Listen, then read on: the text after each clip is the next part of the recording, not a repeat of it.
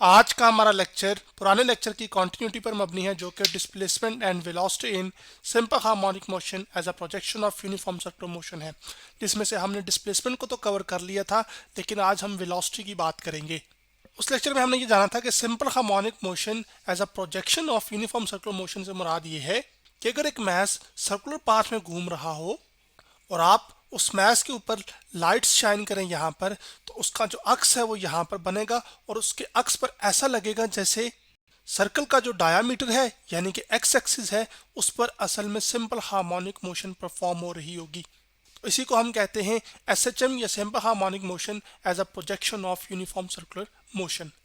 तो x axis पर या सर्कल के डायमीटर पर जो अब सिंपल हार्मोनिक मोशन परफॉर्म हो रही है उसमें पार्टिकल की एक्चुअली वेलोसिटी क्या है, अब हमने वो डिटरमिन करनी है।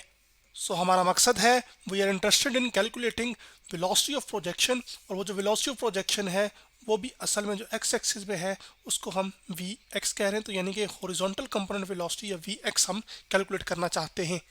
जबकि वेलोसिटी हम कहते हैं डिस्प्लेसमेंट जब टाइम के साथ चेंज हो।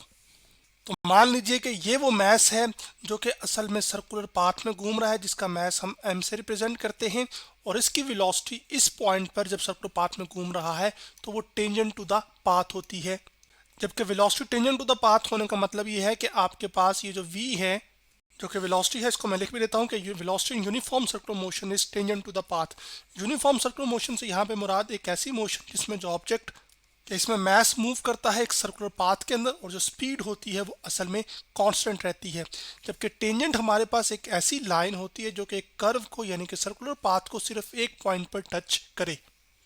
अभी जो मैस जिस सर्कुलर पाथ में मूव कर रहा है उसका सेंटर से लेकर यहाँ तक का जो फासला है वो रेडियस है, जबकि सिंपल हार्मोनिक मोशन में ये जो रेडियस है ये एक्चुअली एम्पलीट्यूड के बराबर होगा, जो कि हम कहते हैं maximum displacement from mean position, जिसको हम ए से रिप्रेजेंट कर रहे हैं। अब हम ये मान रहे हैं कि ये मैस शुरू में चूंकि यहाँ पर अभी हम यहाँ पर ले रहे हैं कि घूम के ये इस रेफरेंस लाइन के लिहाज से इधर आया है, तो इसने एंगल कुछ थीटा कवर किया है यहाँ पर, और इसका जो अक्स है इस ऊपर वाली रोशनी की वजह से वो असल में एक्स एक्सिस पर ये इस जगह बन रहा होगा। तो ये हमारा मैस, इसका मतलब है सिंपल हार्मोनिक मोशन करते वक्त वो असल में इस पोजीशन पर मौजूद होगा। तो ये जो पॉजिटिव वे है ये असल में एक्सट्रीम पोजीशन है, जो कि इस mean position x equal to 0 से राइट तरफ है, जबकि ये जो x इक्वल टू नेगेटिव है ये भी असल में एक्सट्रीम पोजीशन है सिंपल हार्मोनिक मोशन में, लेकिन इस मीन पोजीशन से लेफ्ट की तरफ। और जो मीन और एक्सट्रीम का जो फासला होता है इसको एम्पलीट्यूड कहते हैं। और इस मैस जो कि घूम रहा है यहाँ पर उसकी ओमेगा है जो है ये एक्चुअली एंगुलर फ्रीक्वेंसी या एंगुलर हम वेलोसिटी कह सकते हैं जब एक साइकिल की बात की जाए, यानी कि कितनी एंगुलर डिस्प्लेसमेंट कवर हुई होगी एक किसी टाइम ड्यूरेशन में। और एक साइकिल में जो एंगुलर वेलोसिटी होती है वो असल में बराबर होती है एंगुलर फ्रीक्वेंसी के, जबकि एक साइकिल क्या है, जिस पॉइंट से मैस ने घूमना शुरू किया है वापस घूमकर उसी पॉइंट पर आ जाए। तो इसी डायग्राम को मैं जूम इन करके आपके सामने यहाँ पर ले आया हूँ, और अब हम वेलोसिटी को कैलकुलेट करेंगे जो कि वेलोसिटी ऑफ प्रोजेक्शन है, और यहाँ पर हमारा जो इंटरेस्ट है वो हॉरिजॉन्टल वेलोसिटी यानी कि वी एक्स में है, क्योंकि एक्स एक्सिस पर ये सर्कल के जो डायामीटर है ये वाला इस पर ही असल में सिंपल हार्मोनिक मोशन हो रही होगी। तो उसी सिंपल हार्मोनिक मोशन के लिए जो वेलोसिटी ऑफ प्रोजेक्शन है वी वो कैलकुलेट करेंगे। तो अब जो एंगल असल में यहाँ पर थीटा ये बन रहा है वही असल में एंगल थीटा यहाँ होगा। अब उसकी वजह यह है कि असल में जो अल्टरनेट एंगल्स होते हैं वो एक दूसरे के बराबर होते हैं। तो अगर ये एक हॉरिजॉन्टल लाइन है और एक ये हॉरिजॉन्टल लाइन है, तो जो एंगल असल में ये थीटा है वही एक्चुअली ये एंगल थीटा होगा। जैसे यहाँ पर ये एंगल जो अल्फा है तो वही एंगल एक अल्फा है। तो चलें इसको मैं यहाँ पर रिप्रेजेंट कर देता हूँ कि ये जो एंगल है ये एक्चुअली हमारे पास थीटा है। अब आप देख रहे हैं कि जब यूनिफॉर्म सर्कुलर मोशन हो रही है तो ये असल में वेलोसिटी की डायरेक्शन है, और ये आपके पास आर की डायरेक्शन है ना, आर मतलब इस तरफ है। तो बज़ाहिर तस्वीर से ये नज़र आ रहा है कि जो वेलोसिटी v है जब यूनिफॉर्म सर्कुलर मोशन हो रही होती है तो उसमें जो v है वो एक्चुअली हमारे पास परपेंडिकुलर होता है r के, जिसको मैं यहाँ पे ड्रॉ लिख भी देता हूँ। v उल्टा, ये जो t में सिंबल डाल रहा हूँ इसका मतलब है परपेंडिकुलर, यानी कि v और r के बीच एंगल 90 डिग्री बन रहा है। अब इसी तस्वीर को मैं थोड़ा सा वाज़िया करने के तौर पे यहाँ पे ड्रॉ कर देता हूँ। आपके पास ये समझ लीजिए कि आर है यहाँ पर, ठीक है, और उसके बाद आपके पास इस तरफ वेलोसिटी है जो कि मैं यहाँ पे ड्रॉ कर रहा हूँ, जबकि ये जो है आपके पास ये असल में वेलोसिटी का कंपोनेंट होगा जो मैं अभी बताऊंगा, लेकिन अभी सिर्फ मैं ड्रॉ कर रहा हूँ। तो अगर ये एंगल हमारे पास यहाँ से अल्टरनेट एंगल्स की वजह से ये एंगल थीटा है, तो चूंकि ये एक दूसरे के लाइंस परपेंडिकुलर हैं तो इनके दरमियान एंगल 90 डिग्री है, तो फिर ये जो एंगल होगा ये असल में हमारे पास 90 माइनस थीटा होगा। तो उसकी नीट डायग्राम मैंने यहाँ पे रिप्रेजेंट कर दी है। अब जबकि ये एंगल थीटा कैसे होगा, वो इस वजह से इस पॉइंट पर आप एक परपेंडिकुलर यहाँ पे लाइन ड्रॉ कीजिए। फॉर एग्जांपल ये है, मैंने ड्रॉ कर दी है। तो अब जो यहाँ पर काबिल गौर बात है वो ये है कि एक्चुअली ये जो एंगल होगा इस पीले एरो और इस कलर के एरो के बीच ये भी एक्चुअली 90 डिग्री होगा ना। तो अगर ये एंगल 90 डिग्री है और ये 90 माइनस थीटा है, तो फिर ये एंगल एक्चुअली थीटा होना चाहिए। तो यूं आपको ये जो एंगल 9 थीटा बन रहा था यहाँ पर, इसकी वजह से वो एक्सप्लेन हो चुका है। अब आगे बढ़ते हैं। अब ये वेलोसिटी चूंकि किसी एंगल थीटा पर है, इसका मतलब है कि इस वेलोसिटी का कुछ ना कुछ कंट्रीब्यूशन अलोंग एक्स एक्सिस होगा और कुछ ना कुछ कंट्रीब्यूशन अलोंग वाई एक्सिस होगा। तो उसके लिए ये ट्राइंगल मैंने आपके लिए ड्रॉ कर लिया है। ये एक्चुअली एंगल थीटा है, जिसमें ये जो कंपोनेंट है ये वी वाई है, यानी कि वर्टिकल कंपोनेंट ऑफ वेलोसिटी, जबकि ये असल में हॉरिजॉन्टल कंपोनेंट ऑफ वेलोसिटी। जब vertical component velocity horizontal component velocity में हेड टू टेल रूल से ऐड होगा, तो जो टोटल वेलोसिटी का वेक्टर है v, वो हमें पता चल जाएगा किसी भी पॉइंट पर सर्कुलर मोशन के अंदर इस तरह से। और हेड टू टेल रूल में पहले वेक्टर के हेड पर दूसरे वेक्टर की टेल आती है, तो रिजल्टेंट हमारे पास पहले की टेल से रिजल्टेंट का टेल और दूसरे के हेड से रिजल्टेंट का हेड मिलता है। जबकि यहाँ पर वर्टिकल और हॉरिजॉन्टल कंपोनेंट जो वेलोसिटी हैं ये एक दूसरे के परपेंडिकुलर हैं, यानी कि इनके दरमियान भी जो एंगल है वो असल में ये 90 डिग्री है, जो कि मैं यहाँ पे सिर्फ वाज़ह करने के तौर पे लिख देता हूँ। तो चूंकि हमारे पास एक डायग्राम आ चुकी है वेलोसिटी वेक्टर्स की और हम असल में वेलोसिटी को ही कैलकुलेट करना चाह रहे हैं एक्स डायरेक्शन में, तो वी वाई में हमारा इंटरेस्ट नहीं होगा, लेकिन फिर भी हम उसका एक्सप्रेशन फाइंड कर लेंगे। तो अब ट्रिग्नोमेट्री रेशियोज का इस्तेमाल करके जो वी एक्स है वो हम कैलकुलेट कर लेते हैं। तो जो कॉस थीटा होता है हमारे पास वो असल में बराबर होता है, यहाँ पर कॉस थीटा आ जाएगा बेस ओवर हाइपोटेन्यूज। तो मैं यहाँ पे बेस के लिए यूज कर लेता हूँ बी, हाइपोटेन्यूज के लिए यूज कर लेता हूँ एच। अब ट्राइंगल चूंकि हमारी ये वेलोसिटी वाली है, तो इसमें जो बेस है वो असल में हमारे पास वी वाई है, तो मैं फिर बेस लिख लूंगा वी वाई, क्योंकि एंगल वाली जो साइड होती है वो असल में बी सॉरी बेस होती है, तो यहाँ पर बेस वी वाई है। जबकि जो हाइपोटेन्यूज है वो ये असल में स्लांटेड लेंथ है, जो कि असल में वेलोसिटी वेक्टर v है। अब ये v इधर डिवाइड हो रहा है, उधर जाके मल्टीप्लाई हो जाएगा, तो इसको हम लिख लेंगे v y is equal to v cos of theta. जबकि साइन थीटा की बात की जाए ट्रिग्नोमेट्रिक रेशियोज के अंदर, तो साइन थीटा हमारे पास होता है, इन ट्रिग्नोमेट्रिक रेशियोज का असल में हम इस्तेमाल इस वजह से करते हैं ताकि अगर लेंथ्स गिवन हो तो उनके जो कॉरस्पॉन्डिंग एंगल्स हैं वो हम मालूम कर सकें। तो अब जो साइन थीटा है वो होता है परपेंडिकुलर ओवर हाइपोटेन्यूज, तो परपेंडिकुलर के लिए हम यूज करते हैं p और हाइपोटेन्यूज के लिए h। तो इस सिनेरियो में जो परपेंडिकुलर है वो असल में इस एंगल की जो ऑपोजिट साइड है उसको परपेंडिकुलर कहते हैं, जो कि असल में वी एक्स है, या एंगल के सामने वाली साइड को हम परपेंडिकुलर कहते हैं, ये भी कह सकते हैं। तो वी एक्स आ गया और हाइपोटेन्यूज हमारे पास ये स्लांटेड लेंथ है जो कि असल में v है। तो जो वी एक्स है यानी कि हॉरिजॉन्टल कंपोनेंट ऑफ वेलोसिटी है वी एक्स, वो बराबर आ गया, ये v इधर डिवाइड हो रहा है तो जाके मल्टीप्लाई हो जाएगा, तो v cos of v sin of theta sorry. अब वर्टिकल कंपोनेंट ऑफ वेलोसिटी हमारे अभी इंटरेस्ट में नहीं है, क्योंकि हॉरिजॉन्टल डायरेक्शन यानी कि एक्स डायरेक्शन पर या सर्कल के डायमीटर पर ही असल में जो एक्स एक्सिस में है उस पर सिंपल हार्मोनिक मोशन हो रही, तो इसको भी हम इग्नोर कर देंगे, या भी ये इंपॉर्टेंट हमें नहीं है लेकिन ये इंपॉर्टेंट है। अब इसके अंदर ये जो साइन थीटा है इसकी वैल्यू हम कैलकुलेट करेंगे।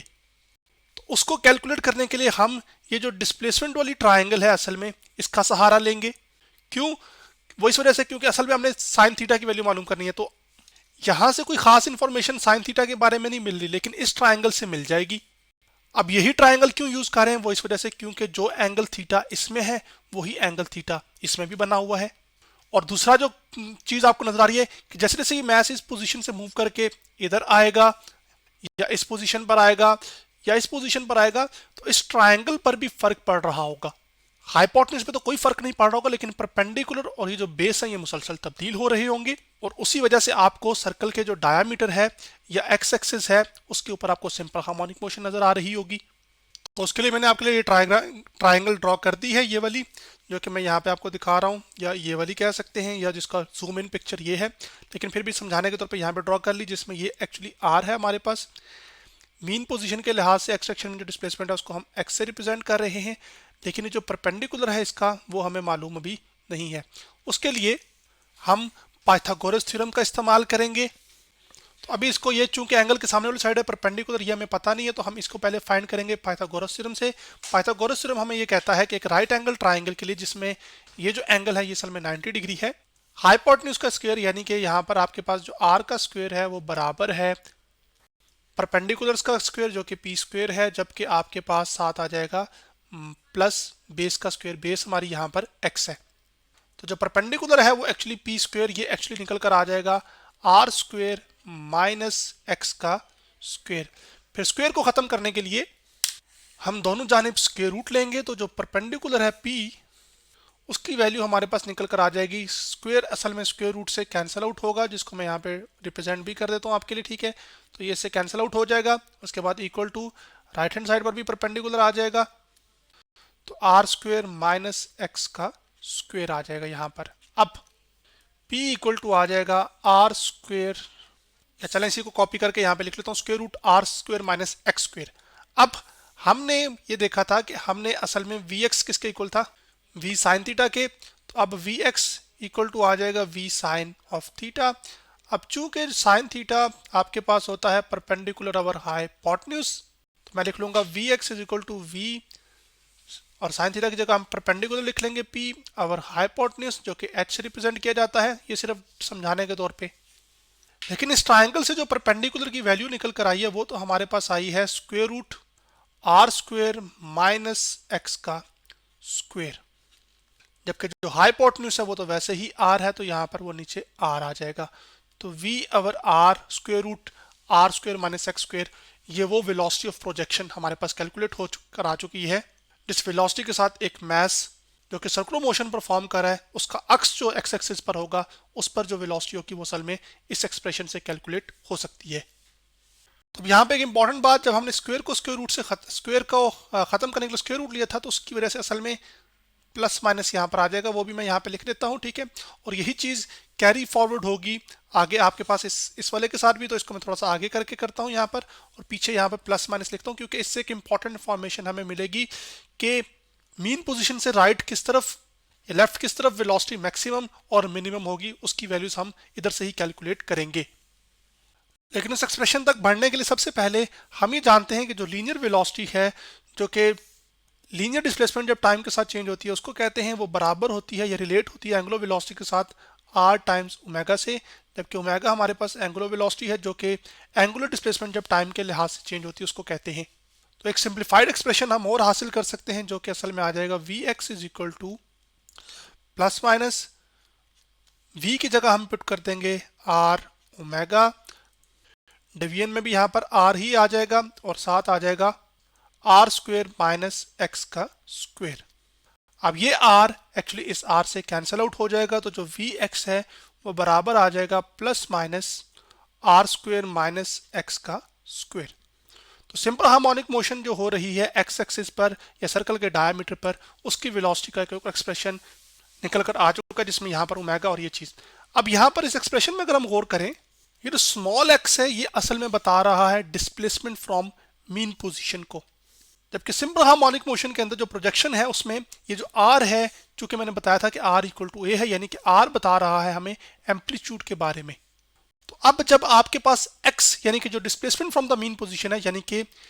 ये आपके पास मीन पोजीशन है या ये मीन पोजीशन है सर्कल का सेंटर, इससे चाहे दाएं जानिब एक्सट्रीम या बाएं जानिब एक्सट्रीम का जो फासला होगा वो असल में एम्पलीट्यूड होगा, यानी कि एक्स बराबर होगा ए के। फिर for x equal to plus minus है, यानी कि चाहे पॉजिटिव एम्पलीट्यूड हो या नेगेटिव एम्पलीट्यूड हो, उसके लिए जब आप एक्स की जगह ए पुट करेंगे तो ए का स्क्वायर आ जाएगा, और आप आर की जगह भी ए पुट करेंगे तो वो भी ए का स्क्वायर आ जाएगा, तो ए स्क्वायर माइनस ए स्क्वायर जीरो हो जाएगा, जीरो का स्क्वायर रूट जीरो। तो जो हॉरिजॉन्टल कंपोनेंट ऑफ वेलोसिटी है या एक्स डायरेक्शन में जो सिंपल हार्मोनिक मोशन हो रही है उसके लिए वेलोसिटी जीरो आ रही है एक्सट्रीम पोजीशन पर, यानी पर एक्सट्रीम पोजीशन पर वेलोसिटी जाकर जीरो हो जाती है सिंपल हार्मोनिक मोशन में। ये हम पढ़कर आ भी चुके थे और इस एक्सप्रेशन से वो चीज़ वेरीफाई भी हो रही है, चाहे वो पॉजिटिव एक्सट्रीम हो या नेगेटिव एक्सट्रीम हो, क्योंकि नेगेटिव नंबर का स्क्वायर भी पॉजिटिव होता है और पॉजिटिव नंबर का स्क्वायर भी पॉजिटिव ही होता है, तो आपके पास आंसर जीरो ही आएगा। अगर वो मैस एक्सट्रीम पोजीशन पर हो तो फिर क्या होगा, तो फॉर एक्स इक्वल टू यानी कि एक्सट्रीम मीन पोजीशन पर होगा, इसका मतलब है तो मीन पोजीशन से डिस्प्लेसमेंट ही जीरो है, तो इसका मतलब है इस एक्सप्रेशन में आप जीरो पुट करेंगे तो जीरो का स्क्वायर तो जीरो आ जाता है, तो आपके पास वी एक्स आ जाएगा प्लस माइनस ओमेगा, और आर की जगह तो ए आ जाएगा, तो ए का स्क्वायर स्क्वायर रूट से कैंसिल आउट होगा, तो ये असल में ए आ जाएगा पॉजिटिव यहाँ पर। तो मीन पोजीशन पर plus minus omega A velocity होगी। अब चूंकि वेलोसिटी मैक्सिमम है मीन पोजीशन पर, तो आपके पास ये पॉजिटिव तब होगी जब सिंपल हार्मोनिक मोशन में ये मास असल में नेगेटिव एक्सट्रीम से जा रहा होगा पॉजिटिव एक्सट्रीम की तरफ, और वो इस मीन पोजीशन से गुजरेगा। तो इस मीन पोजीशन पर उसकी जो वेलोसिटी होगी vx, वो असल में पॉजिटिव ओमेगा ए होगी। लेकिन नेगेटिव तब होगी जब वो इस राइट साइड का जो एक्सट्रीम पोजीशन है उससे वो असल में लेफ्ट साइड का जो नेगेटिव एक्सट्रीम है उसकी तरफ जा रही होगी, और उस वक्त उसके बीच में वो इस मीन पोजीशन से गुजरेगी, तो उस वक्त उसकी वेलोसिटी नेगेटिव ओमेगा ए होगी। तो आज हमने displacement and velocity in simple harmonic motion as a projection of uniform circular motion के बारे में पढ़ा।